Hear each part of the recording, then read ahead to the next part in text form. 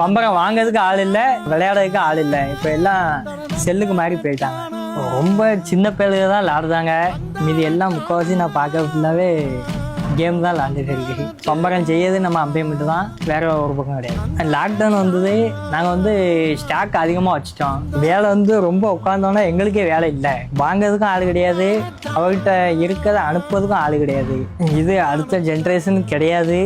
நம்ம உருவாக்கினா அழியாது. நம்மளுக்கு பிள்ளைகள் வரும்போது கண்டிப்பாக சொல்லி கொடுக்கலாம். ஒரு காலத்துல எல்லா தெருவுலுமே சுத்திட்டு இருந்த பம்பரம் நின்னதோட மட்டும் இல்லாம இவங்களோட தொழிலுமே அழிஞ்சு போற தருவாயில தான் இருக்குது. 90s 20sல பிறந்த எல்லாத்துக்குமே இந்த பம்பரத்தோட அருமை தெரியும். ஆனா இப்ப டெக்னாலஜி வளர்ந்ததுனால எல்லார் கையிலுமே போன் வந்ததுனால இந்த பம்பரத்தையே மறந்துட்டோம். இவங்களுக்கு இப்ப இந்த தொழில லாபமே இல்லைனாலுமே அம்பையில இருக்கிறவங்க மட்டும் இந்த தொழில கைவிடவே இல்லை. ஆனாலும் இவங்களோட நிலைமை ரொம்ப ரொம்ப கஷ்டமா தான் இருக்கு. ஒரு காலத்துல பம்பரம் வாங்கலாமான்னு கேட்ட பசங்க எல்லாம் இப்ப மொபைல் வாங்கித்தான் கேக்குறாங்க. இது ஒரு விளையாட்டு மட்டும் இல்ல, ஒரு தலைமுறையோட நினைவு. அழிஞ்சு போற கலைகள்ல இந்த பம்பரமும் ஒண்ணு.